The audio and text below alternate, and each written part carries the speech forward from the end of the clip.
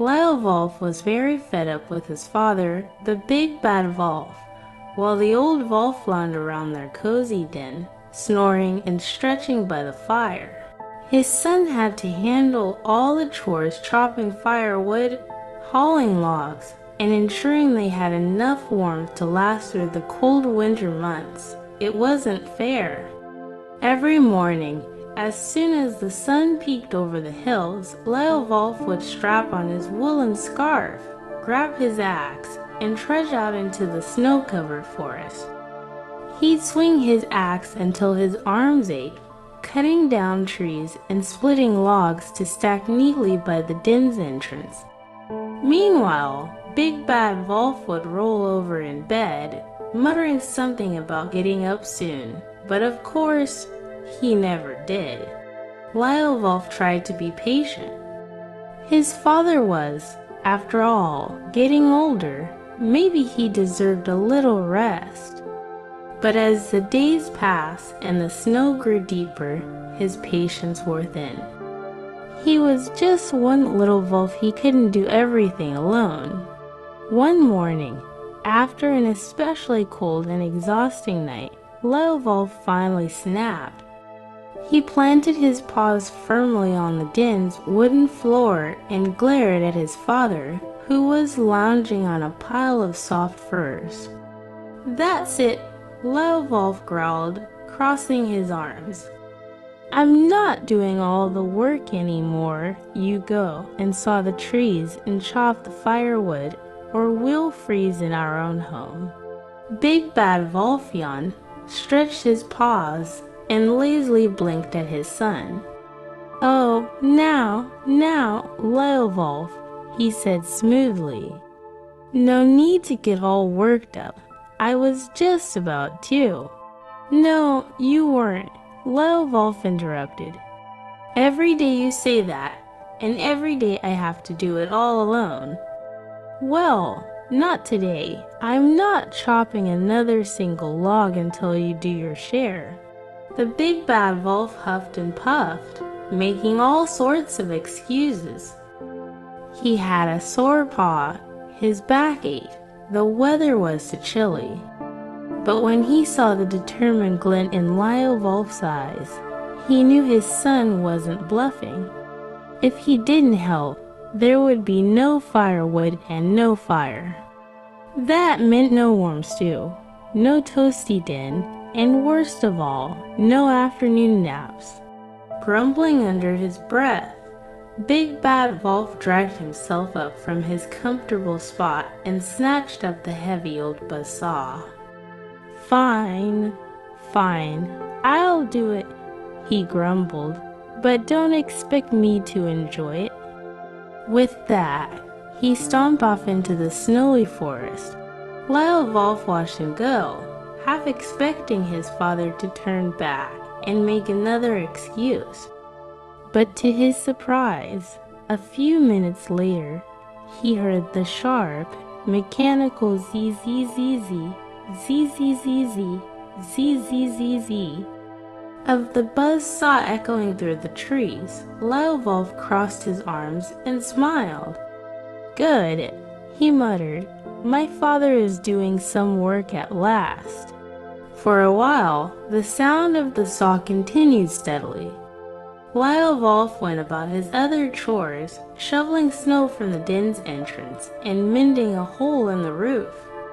But after 3 whole hours, the saw was still buzzing. Zee-zee-zee-zee, zee-zee-zee-zee, zee-zee-zee-zee. Lyle Wolf frowned. That was odd. His father had never worked that hard in his life. Could he really be cutting that much wood? A small pang of guilt crept into Lyle Wolf's heart. Maybe he'd been too harsh. His father wasn't used to working so hard. He must be exhausted and hungry by now. With a sigh, Lyle Wolf decided to do something kind. "I'll take him a nice, warm meal," he thought. He hurried to the kitchen and ladled some steaming tomato soup into a sturdy wooden bucket. Then he wrapped up some bread and cheese and packed them into a cloth. This should cheer him up, Lyle Wolf said to himself. Following the loud zee-zee-zee-zee, zee-zee-zee-zee of the saw, he trudged through the snowy woods, carefully balancing the bucket of soup. The footprints in the snow led him toward a small clearing where an old, stunted tree stood, and there, curled up beside a cozy fire of twigs, was the big bad wolf fast asleep. His buzz saw was propped up against the tree, its blade still whirring as it hung from a low branch, spinning aimlessly in the wind. Meanwhile, Big Bad Wolf was snoring away, completely unaware that he'd been caught. Zee-zee-zee-zee, zee-zee-zee-zee, Lyle Wolf's jaw dropped. He tricked me. His father hadn't been working at all.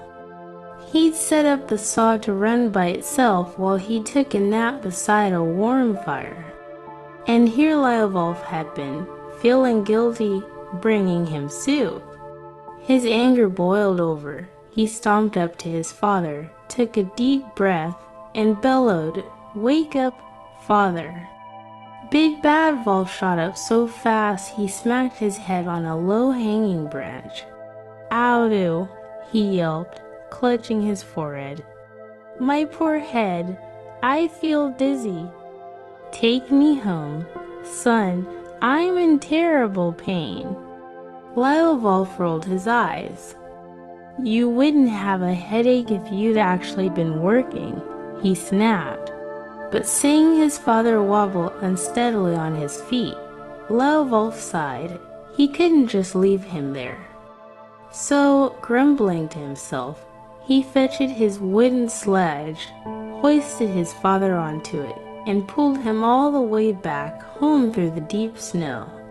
When they finally arrived, Big Bad Wolf collapsed onto his bed, groaning dramatically. "Oh, I'm terribly injured. My poor head, my poor paws. I think I'll need to stay in bed for at least 3 weeks. 3 weeks. Lyle Wolf nearly howled in frustration. But no matter how much he protested, Big Bad Wolf refused to budge from his bed. So now, on top of all the chores, Lyle Wolf had to bring his father's meals to him, fluff his pillows, and keep the fire going all by himself. For days, Big Bad Wolf lay in bed, moaning and sighing, making Lyle Wolf run back and forth fetching soup, blankets, and bedtime stories.